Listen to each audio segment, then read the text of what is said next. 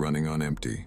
It was a crisp Saturday morning in October, and I had just finished a long shift at my job as a barista at the local Starbucks in downtown Seattle. I was exhausted but excited to finally head home and relax. The plan was to make a quick stop at the 24-hour Chevron station on the corner of 2nd Avenue and Pike Street to fuel up before heading back to my small apartment in Capitol Hill. It was a routine trip that I had made countless times before. The streets were just beginning to stir with activity as the city started to wake up. I didn't expect anything out of the ordinary today, just a quick fill-up and then some much-needed downtime. When I pulled into the Chevron station, the overhead lights flickered, casting an eerie glow over the pumps. I noticed a strange feeling in the pit of my stomach as I stepped out of my car, but I brushed it off as fatigue. The station was quiet except for the hum of the neon lights and the occasional distant horn. As I approached the pump, I saw a man standing by his old pickup truck, staring at me. His gaze was unsettling, but I chalked it up to my overactive imagination. I tried to ignore him and focused on filling my tank, but the man's lingering stare made my skin crawl. The man walked towards me and my heart skipped a beat. He was disheveled, with a rough beard and unkempt hair, wearing a worn-out jacket. "Hey, do you have a minute?" he asked, his voice rough and raspy. I was taken aback and hesitated before replying. He claimed he was out of gas and needed help. I could tell by his desperate tone that he was in a tough spot, but something about him didn't sit right with me. I felt a pang of guilt but decided to stay cautious. I told him I couldn't help at the moment, needing to finish up quickly and get home. As I finished up with my gas, I noticed that the man hadn't moved from where he stood. He was now leaning against the pump, his eyes fixed on me. The lights at the station seemed to flicker more aggressively, and I felt a chill that had nothing to do with the weather. The station attendant, who was usually behind the counter, was nowhere to be seen. I glanced around nervously, my senses heightened. The man's strange behavior and the eerie atmosphere were beginning to unsettle me more than I cared to admit. I decided to pay quickly and get out of there, but when I walked into the tiny convenience store to pay, I was met with an unsettling silence. The store was empty, and there was no sign of the attendant. I waited for a few minutes, tapping my foot impatiently, before noticing that the door to the back room was slightly ajar. The hairs on my neck stood up as I approached the counter. I could hear faint noises from the back room, but I couldn't make out what they were. Feeling a growing sense of unease, I decided not to investigate further and quickly paid for my gas using the self-service kiosk. As I left the store, I saw the man still standing by his truck, watching me intently. I was about to get into my car when I heard a loud clang from the back room of the store. My heart raced as I glanced back, but everything seemed normal. I got into my car and locked the doors, eager to leave the station behind. Just as I was about to drive away, my car sputtered and came to a halt. I had run out of gas. My blood ran cold as I realized that I was now stranded at the same station where the creepy man was still lurking. I tried to restart the car, but it was futile. The realization of being stuck there, with the unsettling man and the now absent attendant, began to sink in. I felt trapped, my mind racing with scenarios of what could happen next. The man slowly walked over to my car, his footsteps echoing in the silence. I watched in horror as he approached, a sinister grin spreading across his face. He tapped on my window and I rolled it down a crack, trying to hide my fear. "Looks like you're having trouble," he said, his voice dripping with mock sympathy. I tried to remain calm, explaining that I needed to call for help. He offered to assist, but his offer felt more like a threat than genuine help. As the man continued to loiter near my car, I noticed that the station was eerily quiet. There were no other cars, no sounds of traffic, just an unsettling stillness that hung in the air. I could feel my anxiety rising as I looked around for any signs of life or help. My phone battery was almost dead, and I tried to make a call, but the signal was weak. The man's eyes followed my every move, making me feel like a prey being stalked. In a desperate attempt to buy time, I engaged the man in conversation, asking him about his truck and how he ended up at the station. His responses were disjointed and evasive, adding to my growing sense of dread. I could tell he was hiding something, but I couldn't figure out what. The more he talked, the more I felt like I was sinking into a nightmare, with every word adding to my unease. Just when I thought things couldn't get worse, the lights at the station flickered off completely, plunging the area into darkness. My car's headlights were the only source of light, casting eerie shadows on the surrounding area. I could barely see the man's face as he moved closer, his figure looming ominously. I could hear the distant sound of a siren, but it was faint and seemed to be getting farther away. My heart pounded as I tried to stay calm, knowing I needed to find a way out. Suddenly, the lights came back on, and the station attendant emerged from the back room, looking disheveled and pale. He quickly moved to the man and exchanged a few words I couldn't hear. The man then turned and walked away, disappearing into the darkness. The attendant, avoiding eye contact, told me he would get some gas for my car. As I waited, I couldn't shake the feeling that something was terribly wrong. I never learned what happened to the man, or why the attendant was so strange, but I knew I would never forget that harrowing night. Out of gas. I never thought a simple road trip could turn into a nightmare. It was supposed to be a weekend getaway from the hectic city life of Toronto, just me and my trusty old SUV. I had planned the route meticulously, a leisurely drive through the scenic back roads of Ontario, ending with a peaceful stay at a quaint cabin by the lake. Everything started smoothly, until I decided to take a detour on a less traveled road, just for the thrill of it. The sun was setting, and the road was bathed in a warm golden light. I felt a sense of freedom and adventure, completely unaware that this decision would lead me to the edge of my sanity. As the sun dipped below the horizon, the once vibrant landscape turned dark and foreboding. The GPS signal was fading, and the streetlights became increasingly sparse. It wasn't long before the fuel gauge on my dashboard dropped to empty, and I started to panic. I hadn't seen a gas station for miles, and the only sign of life was a small, dimly lit store off to the side of the road. I had no choice but to stop there, hoping for a quick refuel and directions back to civilization.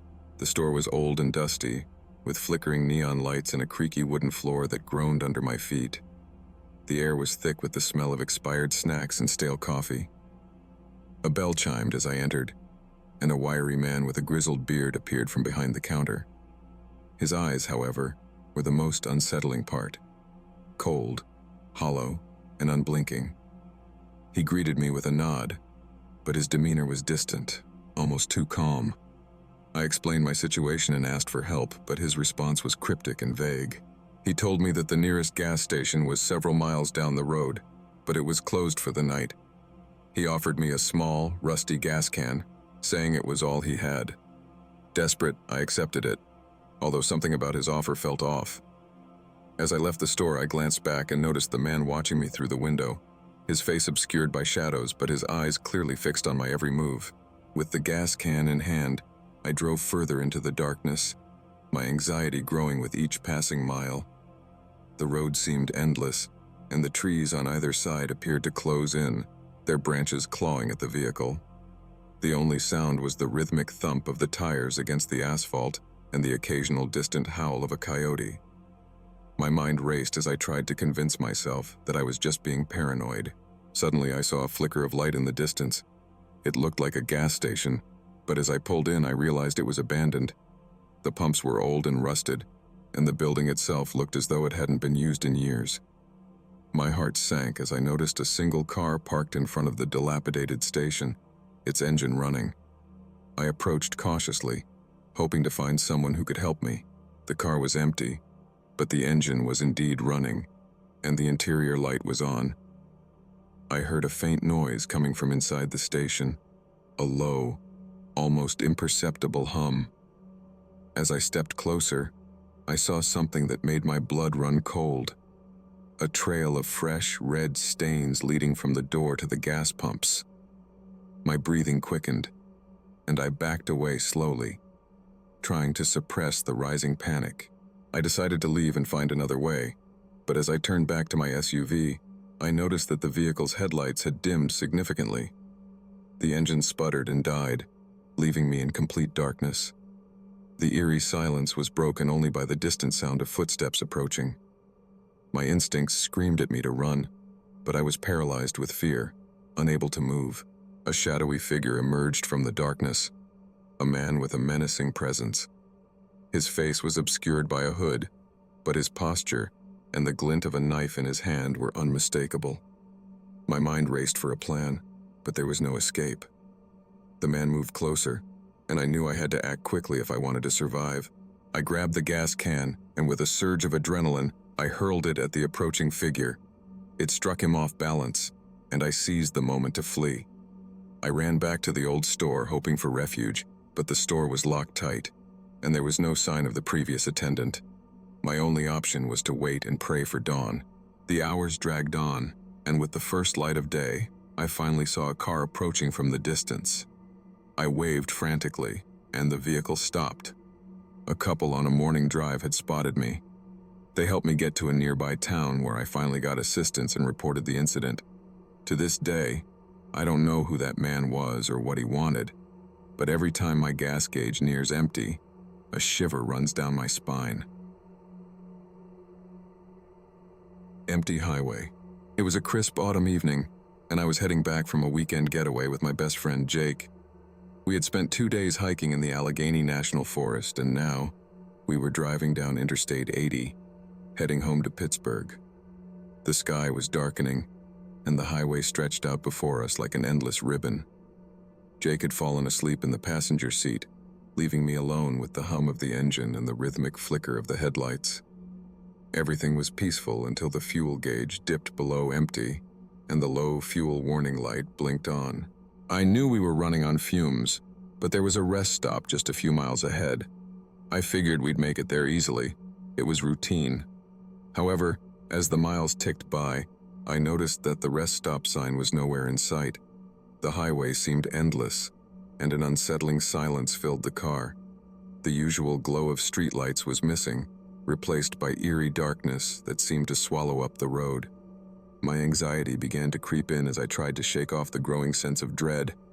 The empty tank wasn't just a minor inconvenience, it was becoming a real problem. Just as I began to seriously consider pulling over and calling for roadside assistance, the engine sputtered and died. The car rolled to a stop on the shoulder of the road. I tried to start it again, but all I heard was the clicking of the ignition. I woke Jake, who groggily came to his senses, and we both sat in the car, trying to figure out our next move. We had no cell service, and the darkness outside seemed even more oppressive. A cold breeze started to blow, rattling the car windows. The once familiar highway had transformed into something alien and menacing. Jake and I decided to walk back to find the rest stop, hoping to get help. We trudged down the shoulder, the uneven ground making our steps uncertain. After what felt like an eternity, we finally saw a faint light in the distance. Relief washed over us, but as we approached, we realized the light was coming from a dilapidated gas station that looked abandoned. The flickering neon sign read "Open 24 hours," but it was clearly in disrepair. We hesitated at the entrance, the place giving off a strange vibe that made the hair on the back of my neck stand up. We pushed open the creaky door and entered the gas station. The inside was dark and dusty, with old shelves full of expired snacks and faded newspapers. The air was thick with the smell of mildew and decay. We called out, but there was no response. I felt a gnawing sense of unease as I scanned the room, noticing that it seemed too quiet, almost as if it were waiting for something to happen. Jake tried to use the payphone, but the line was dead. Our situation was becoming more desperate by the minute. Suddenly we heard a noise from the back room, a door creaking open. We exchanged worried glances, the sound breaking the oppressive silence. Cautiously, we approached the back room, and as we peeked inside, we saw a flickering light coming from an old, dusty lamp. The room was filled with old tools and mechanical parts, but it was the figure slumped over a workbench that caught our attention. It was a man wearing greasy overalls, his face hidden in shadows. He seemed to be asleep or unconscious. As we tried to get closer, the man suddenly jolted upright. His face was gaunt and pale, and his eyes were wide with a wild, unsettling look. He stared at us without speaking, making the hairs on my arms stand up. I took a step back, and Jake whispered urgently that we should leave. The man started to move toward us, and we could see the glint of a rusty wrench in his hand. Fear surged through me, and we both bolted for the door, our hearts pounding as we scrambled back to the car. We made it back to the car and locked the doors. but our troubles were far from over. The man had followed us, and we could see his shadowy figure moving in the distance. We had no choice but to wait for help, hoping that someone would pass by on the deserted highway. The minutes stretched into hours, and the tension was unbearable. Every sound made us jump. Every shadow seemed menacing.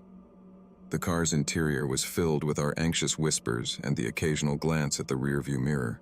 As dawn began to break, the man finally disappeared into the shadows, and a trucker's vehicle approached. I waved frantically, and the trucker, an older man with a concerned look, stopped to help us. He called for a tow truck and offered us a ride to the nearest town. We were grateful but still shaken, the events of the night lingering in our minds. As we left the highway behind, I couldn't shake the feeling that something more sinister lurked in those dark stretches of road. Back in Pittsburgh, Jake and I recounted the night's events to the police, but they found no trace of the gas station or the man we had encountered. It was as if they had vanished into thin air. We were left with more questions than answers, and the experience left us both uneasy. I couldn't shake the feeling that the highway had hidden more than just an abandoned gas station. It had revealed a darker side that we were lucky to have escaped. Months later, I still avoid that stretch of Interstate 80. The thought of running out of gas on a deserted road makes my heart race, and I can't help but wonder if that gas station still stands, waiting for the next unsuspecting driver. The memory of that night remains etched in my mind, a haunting reminder of the darkness that can lurk behind even the most mundane of inconveniences. Looking back, I realize how vulnerable we were. The night's events taught me that sometimes the most terrifying experiences come not from the supernatural, but from the very real dangers that exist in our world. And though the darkness of that highway has receded into memory, the fear remains. A chilling reminder of how easily a routine trip can turn into a nightmare.